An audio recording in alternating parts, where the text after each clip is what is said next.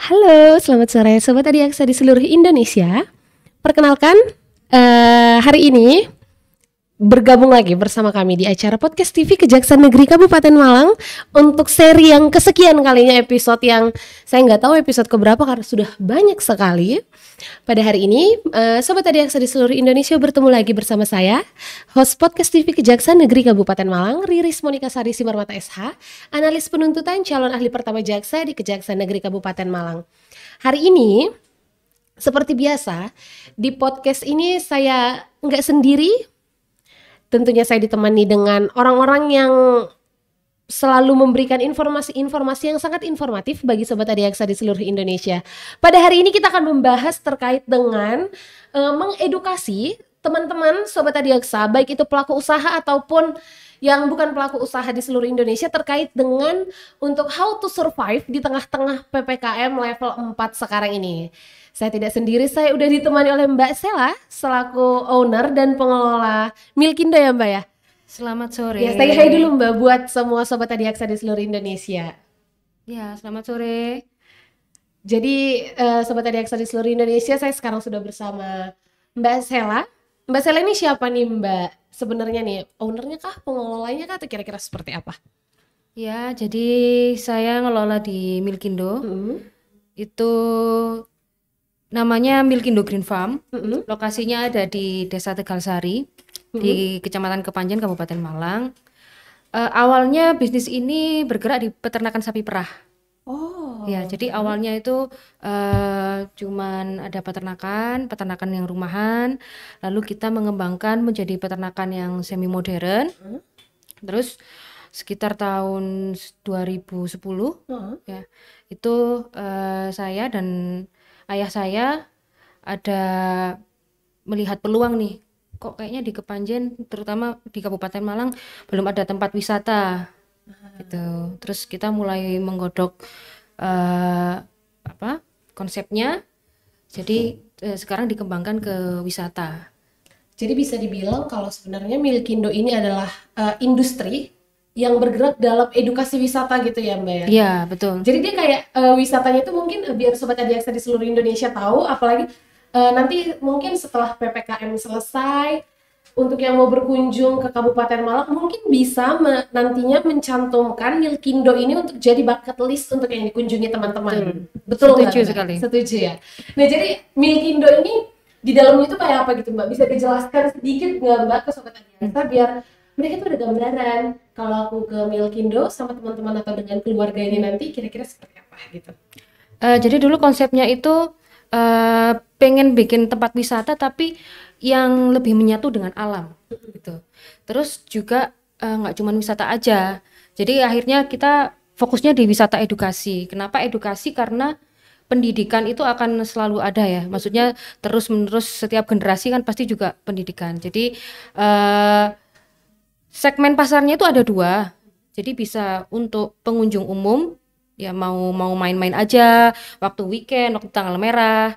Terus yang kedua itu untuk anak-anak sekolah. Oh, kayak misalnya dari TK, Nah, dari PAUD malah ya, ya. rombongan-rombongan. Anak-anak mulai dari PAUD sama TK, SD itu yang kebanyakan dari situ. Jadi segmennya itu 2 ya. Untuk hari Senin sampai Jumat kebanyakan yang datang itu dari sekolah. Rombongan-rombongan gitu. Iya, ya. rombongan gitu. Nah, bisa dibilang kalau beberapa tahun belakangan ini, terkhususnya dari 2019 ke belakang nih, dari 2019 ke belakang kalau Milkindo ini terbuka untuk umum gitu. Ya, Sementara betul. sekarang pandemi COVID-19 ini mengakibatkan kita ini segala sesuatu serba dibataskan. Serba dibatasi jumlah pengunjung, mobilitas setiap orang juga nggak sebebas dulu mungkin Mbak. Kerasa nggak Mbak efeknya itu di operasionalnya Milkindo itu sendiri? Oh, kerasa banget. Gimana tuh Iya, kerasa? kan ini kan bergerak di bidang wisata ya. Saya kira di bidang wisata itu yang paling terdampak mungkin ya. Maksudnya sektor wisata seperti sektor hotel, wisata, iya. travel, Iya. tempat wisata kayak Iya, Milkindo iya. juga kan. Jadi itu pasti sangat terdampak untuk di bidang wisata. Cuman karena sebenarnya ini tadi kembali berangkatnya itu kan bukan tempat wisata. Karena berangkatnya di peternakan sapi perah, jadi produk dari Milkindo ini ada 2. Jadi kita punya barang dan jasa. Nah, jadi di saat edukasi wisatanya menurun dikarenakan pandemi COVID-19, bisa survive dengan Penjualan dari produk-produk yang ada di apa tuh, Milkindo. Mbak? Produk-produk yang ada di Milkindo. Yang pasti kalau peternakan sapi perah menghasilkan susu. Contohnya ini loh, Sobat Adiaksa. Iya, ini Susu ada ini susu pasteurisasi. susu, Susu Vanda namanya. nama mereknya Vanda. Iya. Ada rasa-rasanya, Sobat Adiaksa. Tadi aku udah sempet coba juga.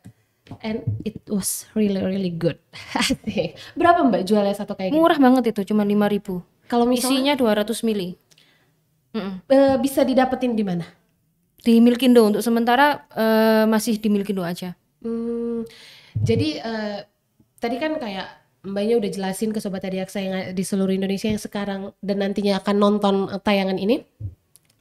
Disebut Mbak tadi bilang kalau misalnya kerasa nih dari jumlah pengunjung. Nah, setelah PPKM apakah benar-benar close 100%, tidak ada pengunjung apa gimana, Mbak?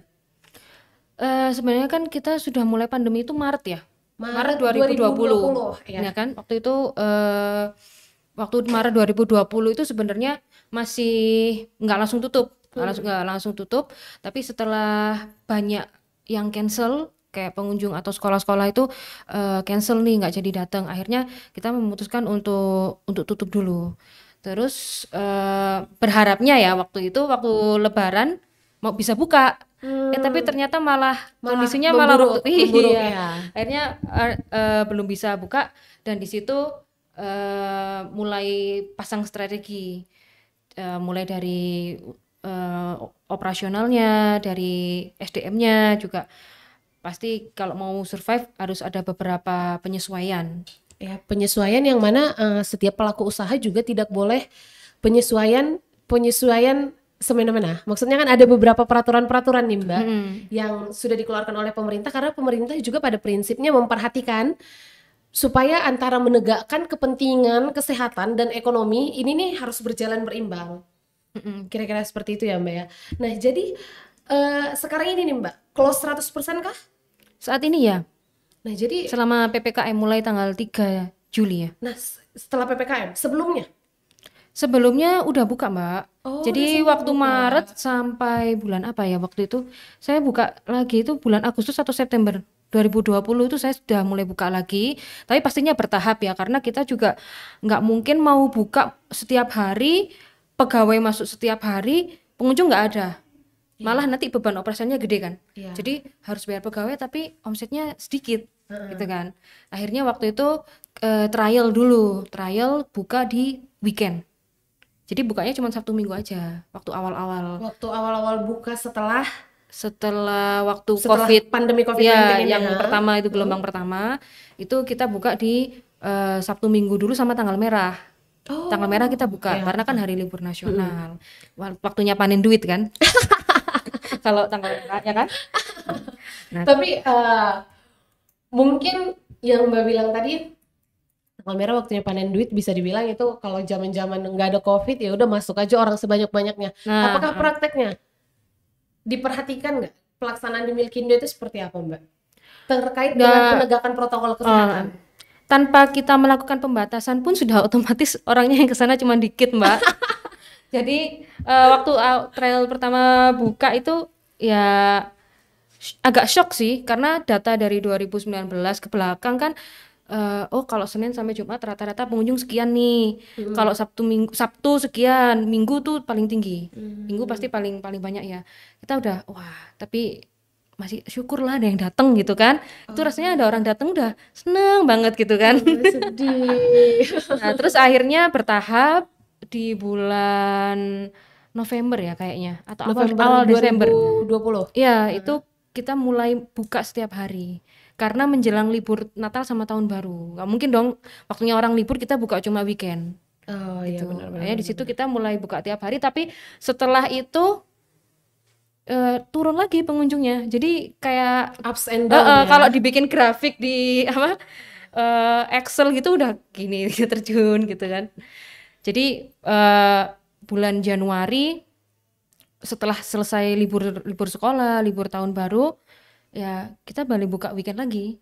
Karena memang demand-nya sedikit. demand yang masuk ke Iya, Milkindo ini sedikit. jadi kan kita lebih penyesuaian aja. Nah, jadi nih Mbak, itu kan tadi kita udah lihat dari perspektif pengunjungnya. Bagaimana dari perspektif tenaga kerjanya? Maksudnya gini, kan ada dia di tengah-tengah pandemi ini, pelaku usaha itu diwajibkan untuk melapor ke ada yang namanya IOMKI, izin operasionalnya. Betul. Industri. Nah, bagaimana penerapan itu di Milkindo, Mbak? Iya, kita juga udah rutin lapor karena memang jumlah pegawai saat ini dibandingkan sebelum corona pasti ada perubahan, Mbak. Berapa persen kira-kira perbedaannya? Ya mungkin hampir 50% kali. Oh iya? Iya. Terutama mereka yang di bidang wisata ya. Yang di bidang wisata itu waktu awal-awal pandemi dan waktu itu akhirnya waktu flashback ke 2020 ini ceritanya ya. Waktu sudah tahu kalau nggak boleh buka waktu libur lebaran 2020, ya akhirnya mau nggak mau harus ada pengurangan jumlah tenaga kerja. Itu harus dilakukan. Kalau enggak nanti nggak bisa survive. Biar bisa bertahan ya? Iya, gitu. Berat sekali pandemi ini. Ya penyesuaian juga kayak misalnya nih, maksudnya penyesuaian ini yang dilakukan nggak cuma pengurangan tenaga kerja aja. Jadi pastikan kita juga ada tenaga kerja yang masih harus dipertahankan, yang untuk beberapa divisi-divisi yang bukan wisata ya, maksudnya kayak yang ini tadi ya yang di bagian produksi, terus kebersihan kan juga harus tetap masuk, maksudnya harus di maintenance juga dong. Iya, sapi-sapinya, tanaman-tanamannya. Nah betul, kalau nggak nanti rumputnya udah tinggi banget jadi ngalang-ngalain pagar. Jadi Mbak, sebenarnya salah satu yang diharapkan oleh pemerintah adalah menghindari objek-objek wisata ini menciptakan klaster-klaster baru. Betul. Penularannya. Berarti sekarang in case di tengah-tengah PPKM level 4 ini buka setiap Sabtu Minggu. Sekarang masih belum buka. Literally belum buka sama sekali, tutup. Nah, kalau nanti buka Mbak, langkah seperti apa yang Mbak Sela susun, Mbak Sela bayangkan untuk siap buka lagi? Yang pasti vaksin dulu, nanti saya kasih gratis. Oh, gitu. Keren. Kalau udah vaksin, tunjukin kartu vaksinnya. Paling nanti mungkin sebulan pertama nih saya bikin promo kayak gitu. Yang sudah vaksin, ini silakan masuk, nggak usah bayar. Masuk aja dulu. Udah vaksin belum? Udah dong. Udah. Mbak Sela udah vaksin. Oh iya, iyalah, sudah. Saya juga udah. Jadi berarti siap-siap aja kalau ada promo itu. Oke, berarti aku nanti boleh masuk gratis karena aku udah vaksin loh. Vaksin 2 dosis. Iya. Jadi sebenarnya berarti keren juga nih ya Mbak Sela. Selain mendukung untuk menyelesaikan pandemi ini nih biar segera selesai COVID-19 ini, Mbak Sela juga ternyata sudah memikirkan konsep untuk mendukung program percepatan vaksinasi oleh pemerintah gitu ya Mbak. Karena nggak ada salahnya, nggak ada yang rugi dengan ikut vaksin, justru kita iya harus dong. Untung, karena sekarang segala sesuatunya serba-serba harus udah vaksin, mau naik pesawat yang udah vaksin, naik kereta yang udah vaksin, mau masuk mall yang udah vaksin, mau ke mall, iya. Jadi nggak ada alasan lagi sebenarnya dari sekian banyak orang di Indonesia ini aman-aman aja kok vaksin gitu ya Mbak ya. Iya. Dan termasuk udah kita mendapat, kalau kita udah vaksin ada satu keuntungan lagi yang kita dapatkan, bisa masuk Milkindo gratis nanti. Iya betul. Nah jadi Mbak, kita ngobrol udah banyak nih, kiat-kiat seperti apa nih Mbak yang Mbak harapkan bagi teman-teman sesama bisa dibilang pengusaha ya, terkhususnya dalam bidang industri wisata, khususnya di Kabupaten Malang ini. Kiat-kiat seperti apa yang Mbak Sela mungkin bisa bagikan untuk tetap mendukung roda perekonomian di Kabupaten Malang ini terus bergerak? Tak kira sih kalau yang pasti sih setiap usaha itu harus terus berinovasi. Jadi kayak saya sendiri juga sebenarnya juga ada, maksudnya jualan yang lain loh. Jadi akhirnya jualan makanan loh saya selama pandemi ini gitu kan. Jadi mungkin kebanyakan sekarang kalau dilihat dari teman-teman mungkin di status WA atau di IG, pasti kan banyak kan juga yang jualan makanan, mungkin jual masker, jual apa kayak gitu kan. Jadi kita memang harus nggak bisa pilih-pilih aja sekarang. Kalau udah terdampak kayak gini, ya udah kita jalanin bisnis yang lain tuh kira-kira tuh apa gitu. Dan sebenarnya saya sudah bikin konsep ini dari lama, karena setiap usaha itu pasti ada resikonya. Kalau kita cuman bergerak di satu bidang aja, ketika ini kan sebenarnya force mayor ya. Force Siapa mayor. yang mau ada pandemi kayak gini? Dan nggak pernah Nggak pernah terpikirkan sama sekali ya kan. Mikirnya cuan gitu kan. Nggak pernah mikir nggak cuan karena pandemi itu nggak pernah kepikir memikirkan bakal terjadi bakal kerugian, tutup. Nah, bukan karena pandemi yang kayak gini iya, itu nggak pernah kepikir kayak gitu. Jadi kan harus berani untuk berinovasi. Makanya waktu itu ketika lihat wisatanya itu demand-nya tinggi, dibarengin dengan produksi susu itu juga harus dibarengin juga. Jadi kan ini sebenarnya susu ini jujur aja selama pandemi malah omsetnya naik karena orang kan minum susu. Kemarin biar imunnya kuat. Iya, kemarin sempet yang viral itu kan, yang beer brand itu kan, viral kayak gitu. Itu sebenarnya saya ngelihat postingan di sosmed itu sambil ketawa gitu ya. Orang-orang kehabisan beer brand, rasain lu kehabisan beer brand. Bisa beli susunya Milkindo akhirnya kan gitu. Soalnya beer brand kan di Indomaret aja sampai susah kan nyarinya, padahal biasanya banyak banget itu kan di Alfa, di Indomaret itu udah sampai nggak ada. Jadi intinya bagi setiap pelaku usaha harus bisa menemukan inovasi-inovasi dengan menyesuaikan kondisi yang ada sekarang ini. Kalau plan A-nya tidak berjalan, betul, kita punya plan B. Kira-kira kayak gitu ya Mbak. Nah, harapan Mbak Sela nih sebagai pelaku usaha untuk pemerintah di tengah-tengah kondisi kita yang bukan hanya pelaku usaha yang sulit, pemerintah juga sulit, masyarakat juga sulit. Pada intinya semua orang ngerasa efek sampingnya ini seperti apa. Semua orang sama-sama berjuang untuk bisa kembali ke keadaan normal. Nah, kira-kira Mbak Sela, harapan Mbak Sela seperti apa ini untuk pemerintah ke kalau depannya? untuk pemerintah sih terkhusus nih Mbak Sela untuk memberikan kebijakan-kebijakan terkait dengan industri-industri wisata seperti bisnis Mbak Sela. Yang pasti sih kalau saya masih tetap percepatan vaksin ya, menurut saya. Jadi memang kalau dilihat dari beberapa negara-negara lain yang sudah terbentuk herd immunity, yang udah bisa bebas tanpa masker, itu memang percepatan vaksin harus dilakukan. Dan saya sendiri juga sudah vaksin. Kalau saya nggak vaksin, nanti pegawai saya nggak vaksin dong. Ya kan? Berarti pegawai Mbak Sela udah pada vaksin? Sudah hampir semua vaksin. Ya ada yang masih vaksin tahap 1, yang sudah lengkap juga sudah ada. Jadi itu sih yang paling utama ya. Makanya kenapa saya juga mau bikin promo itu gitu loh. Biar orang tertarik juga akhirnya. Orang Indonesia kan suka duit, suka promo, ya kan? Orang sekarang mau beli kopi aja dihitung loh, ya kan? Wah, lumayan nih, promo kopi, tapi harus vaksin dulu. Paling enggak kan kayak gitu kan jadi buat mereka mau vaksin gitu. Keuntungan yang didapat juga ya herd immunity-nya akan terbentuk dan punya banyak lah keuntungan yang didapatkan dengan kita mengikuti vaksin ini gitu. Berarti yang diharapkan dari Mbak Sela adalah untuk pemerintah terus bekerja untuk melaksanakan percepatan vaksinasi untuk mengatasi COVID-19 ini gitu ya Mbak? Betul. Nah jadi Sobat Adiaksa di seluruh Indonesia, kita harus tidak bisa hanya satu pihak aja nih.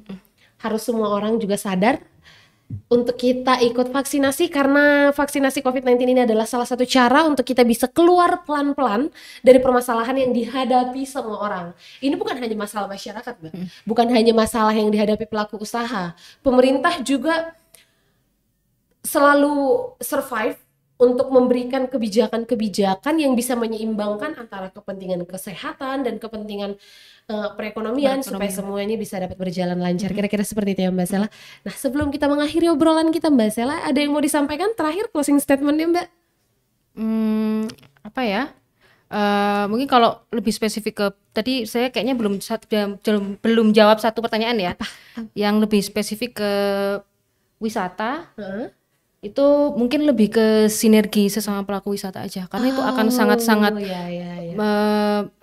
membantu perekonomian sih. Misal kayak saya sendiri sebagai pengelola wisata harus banyak jalin hubungan sama travel agent. Ya, jadi untuk misalkan saya kan yang datang ke Milkindo juga nggak cuma dari Malang Raya aja ya. Kadang ada yang dari Surabaya, ada yang dari Kediri, masih mayoritas dari Jawa Timur. Jadi misal kita bisa sinergi antara hotel, travel, sama tempat wisata itu sendiri, kita bikin package gitu, itu akan sangat sangat membantu untuk nanti pemulihan ekonomi dari pengelola atau pengusaha wisata. Nah, jadi berarti kepedulian terkait dengan bagaimana survive di tengah-tengah pandemi COVID-19 ini tidak boleh hanya satu pihak aja ya Mbak ya. Iya. Maksudnya seluruh orang yang bergerak dalam khususnya sektor wisata harus bekerja sama dan merasa masalah ini harus segera kita selesaikan bersama. Ini nggak boleh hanya diselesaikan Milkindo doang. Aku boleh coba nggak? Oh, silakan. Sebelum Tadi belum coba ya? Tadi udah. Oh, beda Tadi rasa. pagi. Iya. Ini sekarang rasa pisang. Ini kalau aku favorit loh pisang. Ada rasa apa sih Mbak? Ini kalau yang hijau rasa melon, yang pink ini strawberry. Ada yang original sebenarnya. Mungkin di dalam situ ya. Enak loh. Kalian nanti ya teman-teman di balik layarku sabar ya. Selesai kita on air kalian boleh. Enak Mbak. Nah ya. Iya, enggak terlalu manis, enggak enak juga. Kenapa kok nggak terlalu manis? Kenapa? Biar orang beli lagi. Oh, kirain Iya kan? karena akunya udah sweet enough gitu. Kalau kemanisan nanti orang segini tuh udah cukup minum satu. Mbak. Lagian kalau makanan manis-manis diabetes Mbak. Iya ya. Apalagi Gendut. kalau udah manis terus minum manis diabetesnya malah nambah. Iya, makanya apalagi kalau kayak enggak jadi. Oke, sobat Adiaksa di seluruh Indonesia, obrolan kita pada sore hari ini terkait dengan survive di tengah-tengah PPKM level 4 oleh teman-teman pelaku usaha. Cukup menarik dari Mbak Sela, bahkan satu hal yang tagline kita hari ini, kalau ternyata program keren dari Mbak Sela selaku pelaku usaha itu yang membuka promo. Nantinya kalau misalnya PPKM ini sudah lewat dan sektor-sektor wisata sudah boleh beroperasi lagi untuk membuka Milkindo gratis dong bagi teman-teman yang sudah vaksin. Itu keren banget. Teman-teman pelaku usaha dimanapun kalian berada, Insan Adiaksa Kejaksaan Negeri Kabupaten Malang berharap idenya Mbak Sela ini bisa ditiru sih. Gak apa-apa kan kalau ditiru idenya? Oh ya nggak apa-apa kan, kalau positif kan kenapa enggak? Iya, harus disebarin dong yang positif-positif itu. Oke, Sobat Adiaksa, senang sekali rasanya kita ngobrol kurang lebih 20 menit pada sore hari ini menemani Sobat Adiaksa sebelum pulang kantor nih. Ya 20 menitan ya? 20 menit. Kita akan ketemu seperti biasa di Kamis depan dengan tema-tema podcast yang menarik-menarik lagi. Apabila Sobat Adiaksa di seluruh Indonesia ada kritik dan saran atau punya beberapa tema yang misalnya pengen kita bahas di podcast TV Kejaksaan Negeri Kabupaten Malang, boleh langsung hubungin kita di sosial media kita. By the way, sebelum mengakhiri obrolan ini, bahwa shoot video ini sudah menerapkan protokol kesehatan. Kami hanya membuka masker hanya untuk kepentingan tag video, dan setelahnya kita memakai masker lagi. Tempat saya dan teman-teman di balik kamera juga sudah menerapkan protokol kesehatan dengan baik dan benar. Sobat Adiaksa di seluruh Indonesia, jangan lupa like, comment, subscribe, dan share untuk seluruh konten-konten kami di YouTube, di Twitter, Instagram, dan Facebook official Kejaksaan Negeri Kabupaten Malang, agar Sobat Adiaksa dapat info-info yang terbaru, yang edukatif juga dan bermanfaat untuk Sobat Adiaksa di seluruh Indonesia. Saya Riris Monika Sari Simarmata, mohon maaf apabila ada salah-salah kata selama obrolan ini. Saya pamit undur diri, selamat sore.